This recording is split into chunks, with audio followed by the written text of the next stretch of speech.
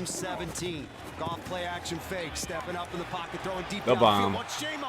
In stress. Got him. Gone. Count it down. 10-5. It all has to come together for that to work. Touchdown, Detroit Lions. 82 yards. What a throw.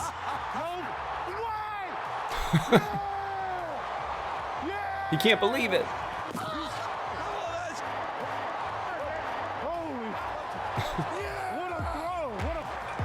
Got that right. Jared dropped it in the pocket. Great J-Mo pocket. made the grab, and What you a can't throw. catch that man. Not It is this group that is the cornerstone to the Lions' success.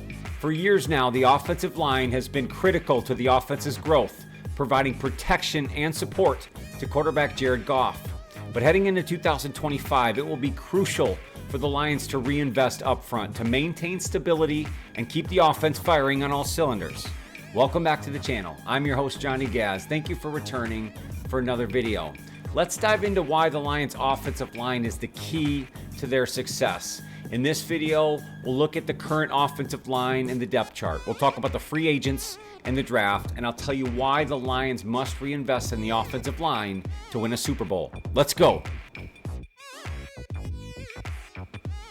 The Detroit Lions had a truly fantastic season offensively in 2024, going over 6,500 total yards. And that all starts with what they do up front on that offensive line.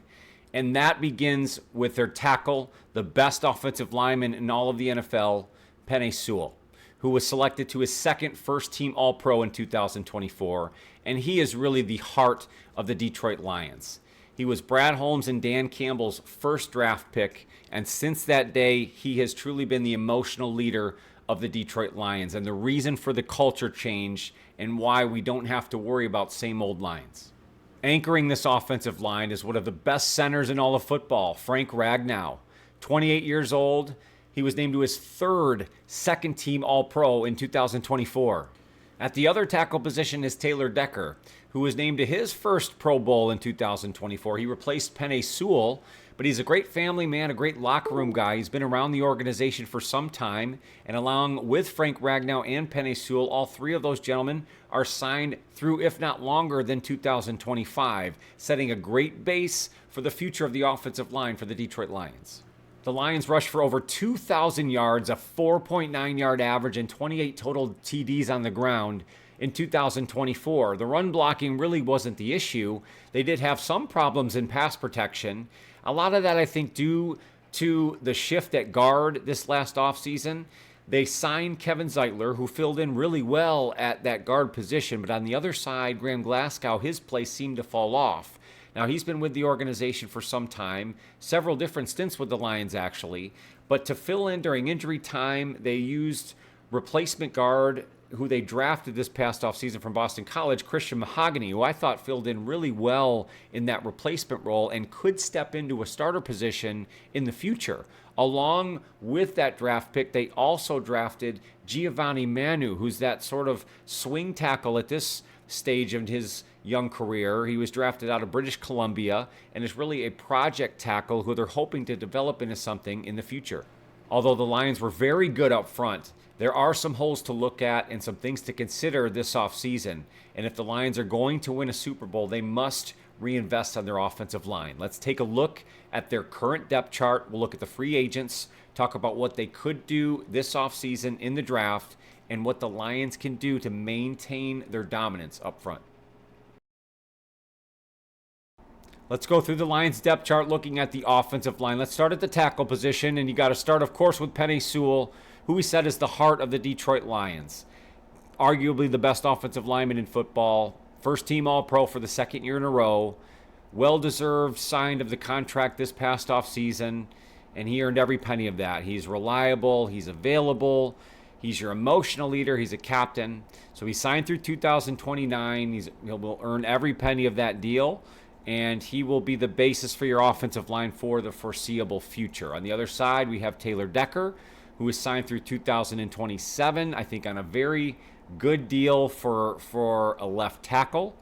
And, you know, obviously a guy that's been around the organization forever, a guy that you trust, and you have what is maybe one of the best tackle duos in all of the NFL between Penei Sewell and Taylor Decker.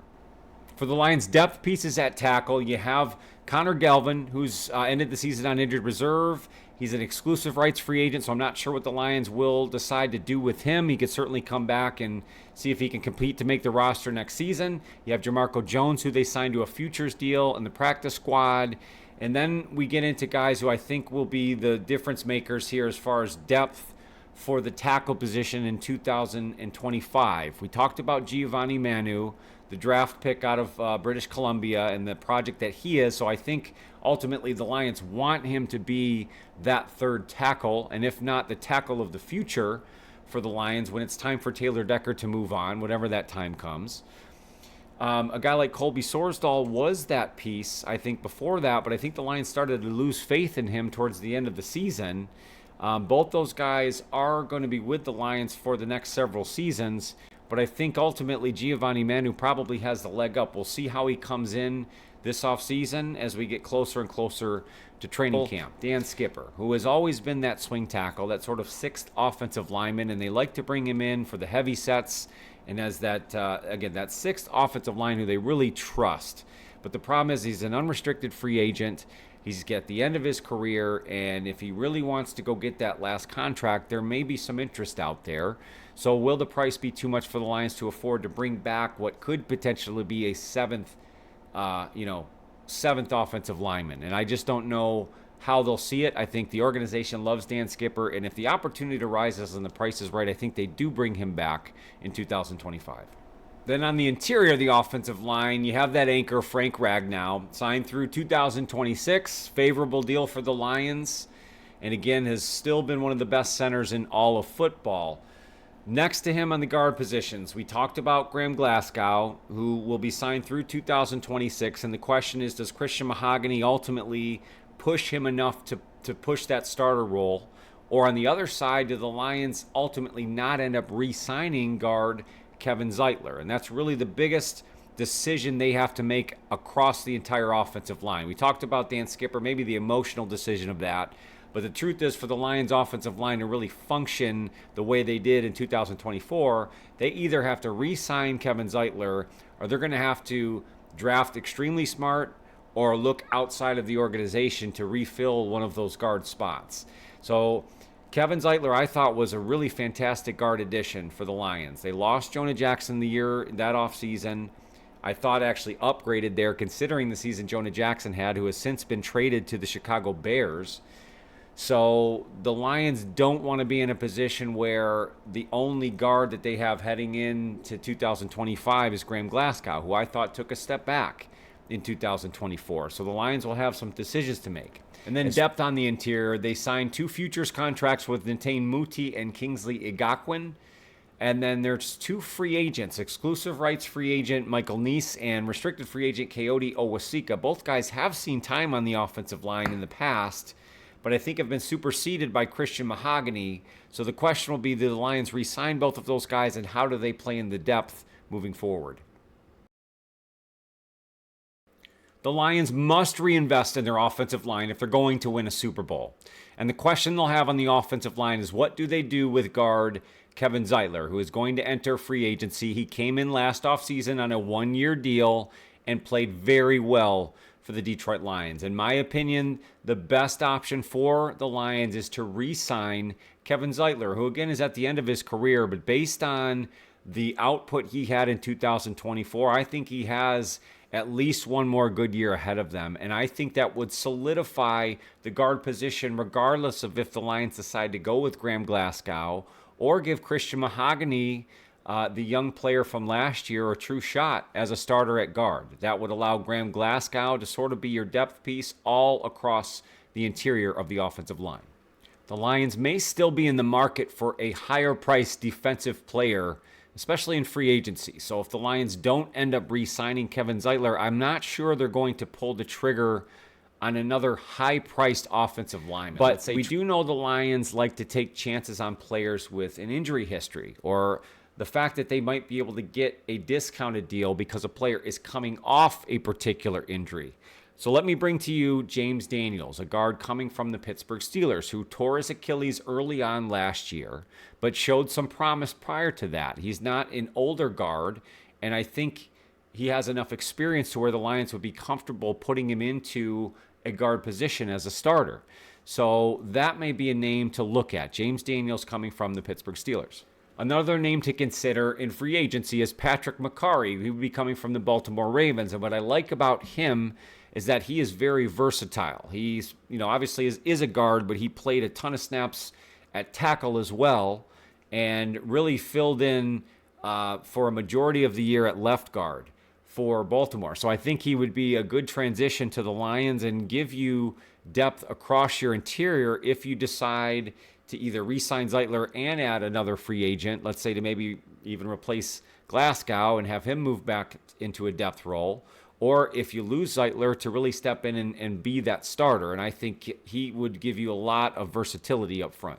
A third name to mention here is coming from potentially the Minnesota Vikings, Dalton Risner. And this is a guy who I talked about last year before the Lions added Zeitler as a potential guard replacement. Well, Dalton Risner will be back on the free agent market, and the Lions are very familiar with him because he's been within the division. So if they've liked what they've seen out of Dalton Risner, they could then offer him a contract if Zeitler does not re-sign.